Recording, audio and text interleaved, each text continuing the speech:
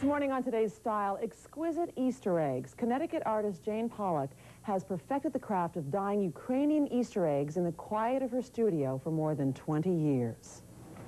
In Ukraine, the egg is a symbol of life, and in many cultures it's a symbol of life. I realized that the egg is a canvas and that I could do whatever I wanted on it, so I see the white egg, or whatever color you choose to start from, as a taking off point for whatever design I do. I have a plan in mind, and what I do is I'll do the dots so visually I know where to go. I love the rhythmic quality of it, just the way you're just watching my hand go. There's a meditative quality about it that I really like. Where wax goes, dye won't stick. It's a wax resist or batik process. The wax just blocks out where I want it to stay that color. I sign each of the eggs and I put the date on. It's fun for me to go back and see, if I ever see a collector who has one, how far I've progressed. So the next step is to take the gold color off the egg by putting it into a solution of water and bleach. Even though the wax looks dark, I'm blocking in the white color of the shell. I'm sealing it off from the dye, any future dye bath. Okay, so I've now gone through several dye baths. You can see if I scratch off the wax, you can see where I've done the white that I just did. I've also dyed the egg yellow, green, and now I have the red. So I repeat the process of sealing in the different color. Now I'm doing it on the red. So all these areas will stay red on the egg when it goes into the last dye bath, which is traditionally black. I'm drilling a hole in the bottom of the egg, and then I pump air into it. Comes out the other end. This is what they call the miracle of the eggs, the removing of the wax. There it is. Jane Pollock is the author of Decorating Eggs, Exquisite Designs with Wax and Dye. She's here with some of her special designs. Jane, good morning and welcome. Good morning. And in fact, this is it. This is the egg that you were working on, right. And it is so stunning. Let me just sort of turn it without breaking it. My gosh, they're so fragile. The work is so exquisite and detailed.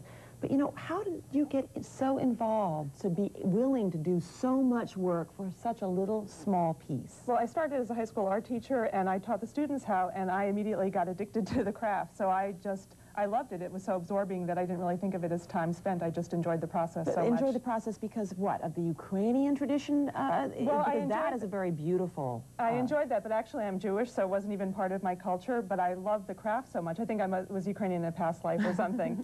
But I really enjoyed it, and the kids really loved it. And then I moved on to other kinds of designs as well, because I see the egg as a canvas. So I started doing quilt patterns and paisley designs, and just expanding the craft as much as I possibly could. And you've also been learning about some of the history behind this craft. For example, let's start with the Ukrainian design. I mean, there is a lot of symbolism in what you paint here. Every line, every color, every symbol has a meaning. So a line that encircles the egg with no beginning and no end represents everlasting life. Infinity? Infinity, yes. Exactly. White is purity, red is love, black is remembrance. So they're called message eggs, and they're very symbolic. And also quilt eggs these are just incredible because they look like the patterns that we saw in grandmother's quilt. And in fact, is the tradition of painting eggs with quilt designs? No, I actually brought that to it. I learned how to do the eggs in the early 70s when the bicentennial was coming up, and patchwork quilting was coming back into popularity. So I thought I'll either do a Ukrainian quilt or quilted eggs. It's just unbelievable. I just can't believe it. I mean, how long does it take for you to do one of these eggs? They take hours. Well, hours and how hours. many hours? Like hours and hours and 10, hours. 20, When 30? I started, it would take maybe 10 to 15 hours. Now that I'm faster, it might take 3 to 5 hours to do one. My goodness. Paisley eggs, these are probably some of the most intricate,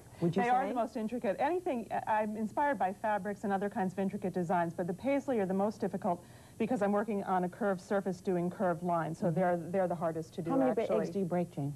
Maybe 1 in 100. Really? I really don't. And when you do break them, sometimes do you break them at the very end? I mean, have you ever sometimes do. It's an occupational hazard, but I get over it. Oh my goodness, I guess you better get over it pretty quick because it's pretty fragile stuff you're working with. Also, you make porcelain eggs. Well, this is a new product that I have, and these are actually my designs done in porcelain. So they're in their boxes, sort of like in the Limoges style. So you can have a whole collection, and they're much more affordable because they're being produced by other people. When you talk about affordable, you sell these then, and these must cost a tremendous amount of money. Right, they go up to $350 for one for an eggshell. Yes. I'm going to step back from the table. Okay. That's great collectors. And interestingly enough, I mean, you as you talk about these porcelain, which is really so strong, you nevertheless don't use porcelain. You use eggshells for your jewelry work. Those are actually made out of eggshells? Right, I do it. This is a duck egg.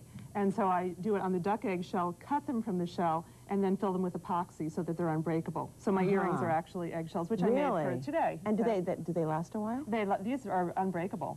Unbreakable? Well, they're virtually unbreakable. So can you cover that same material on top of these eggs to make them unbreakable, or that doesn't happen? No, I fill it from the inside, and there's a membrane that will separate from the shell, so these are fragile. They need to be on a mantle or étagère where they're out of harm's way. Yeah, right, okay.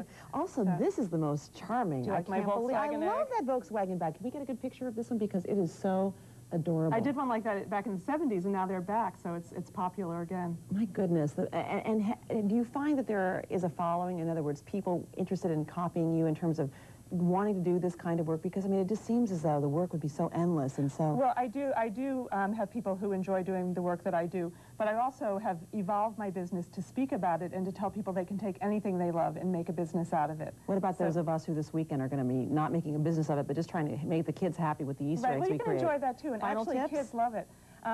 Use a raw, unboiled egg and wash your hands before doing it so you don't get fingerprints on it. Really? Raw, unboiled? Unboiled. Okay. They take the dye better. Oh. That's a tip I didn't know. Jane Pollock, thank you so much for that little tip.